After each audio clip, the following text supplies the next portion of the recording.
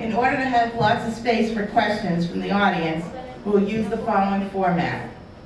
Each question from the audience will be answered by all the candidates in one district.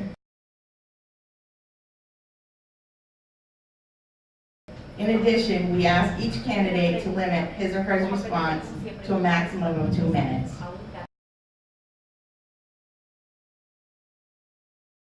First, we're going to start with the candidates for the state senate. We're going to start with district number 8. Ms. Perchinski will be the first to ask. I think I am out of the mainstream. I'm not the typical politician. Why not? Because I've been interested in politics to a certain extent. I mean, nowadays you're more thrown into politics than in the past.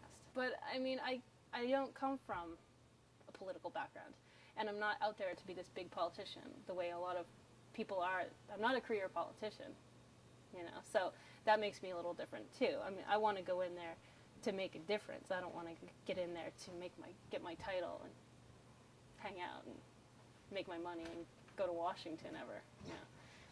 So. Does that reflect somebody else in this race? Oh, I think most people. Then part of the problem is, you look at people like Ethan and these other people, and they've got the constant fake smile, and they've got the suit, and they've got the like toupee-looking hair. And you've got this like perfect politician, but I mean, people are not. They're not like their parents were, like their grandparents were. They're not looking at the picture and going, "Oh, well, that looks like a nice young man or a nice young woman." They're listening to what the people are about. You see the Republicans and the Democrats always going back and forth on each other. But the Greens tend to be a little calmer, come across, be really, forward but truthful. They're not really, mudslinging as much as other people do. I mean, the Green Party doesn't necessarily have party lines, but they have their kind of 10 commandments, so to speak. And a lot of that is accepting people and kind of going back to the basics and making sure we move forward. I think I'm more likely to win if I go and schmooze with the Democrats and, play the part and say, forgive me in my wrongs. Maybe I should join you and, go ahead and kind of like in bed with them and and get in there and then go up on their ticket. But I'm not going to do that. I'm not interested in that. Because so many of our issues are the same, it would be so easy for me to go ahead and slide into that. But I'm not going to do that. I think a lot of people sell out. It's really easy to sell out if you think you're going to get somewhere. But, I mean, for me, can I respect somebody who does that? I lose a lot of respect when people go ahead and, kind of like become not the enemy, but become the other side, It's so easy to just do that. And you see that with a lot of these groups. When they put out, all the endorsements and everything, it's so easy for them to just back the incumbent, back the people that they know who worked for them. That it doesn't matter what paper, it doesn't matter what group, it's the same thing constantly. You look at it and it's the same names. And for me, I don't care if they pick Ethan over me to endorse, but they should come across a little more secure in the fact that they've really looked through all of the information on all the candidates. Because to me, it seems like, oh, well, we know this person. Yeah, they're probably going to win. So, who wants to back somebody who they think is going to lose? It takes a risk, and people don't like risks, especially in the media. Especially in Portland.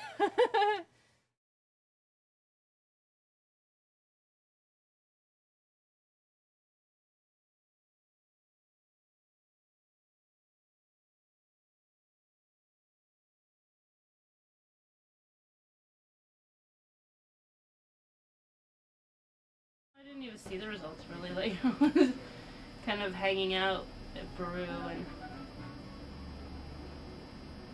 and I kept watching, but I didn't see the results for me yet. So somebody had asked me how I was doing, and Ben Micklejohn was there, And I said, oh, I don't know how I'm doing. You know, and Ben's like, I'm sorry you lost. And I was like, okay. I don't care. It's just, I hadn't seen them, so. But I mean, I wasn't really disappointed. I mean, I know what people are like. And they don't have their shit together for the most part. And they can't understand. They don't see outside of themselves. I'm glad I did it. Because if I hadn't, and I wanted to comment on it, I guess people could say, well, then why don't you run? Or why don't you do something about it? And now I can say, well, I did. And now I can really say it's a bunch of bullshit. Right? So, just have my proof. I mean, depending on where people are looking for information and deciding who they're going to vote for, the media is so screwed up, even at the base level, that I just don't know how much is really going to change. Remember, people, you know, they kind of know it, but they don't really necessarily pay attention to the fact that the media is run by corporate scum most of the time. I mean, look at the Press Herald. They backed Tabor, and then they backed people who were against Tabor.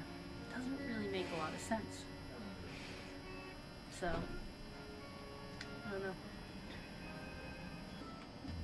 The Democrats and the Republicans are all the same anyway. It's all the same thing. That's the problem with the two-party system. You gotta get away from that. are the Greens getting sucked in by that same? Oh yeah, of course they are. They're definitely getting sucked in by it. Yeah. A big part of the problem, I think, with the Green Party is that people are worried about everyone thinking the Greens are kind of these airy-headed hippies. I'm less worried about that and more worried that the Green Party is made up of Democrat dropouts. It just proved it, you know. Running just proved all my theories about everything being a bunch of bullshit. All the politics is politics no matter what party you're in. It's all ridiculous. It's all a bunch of bullshit.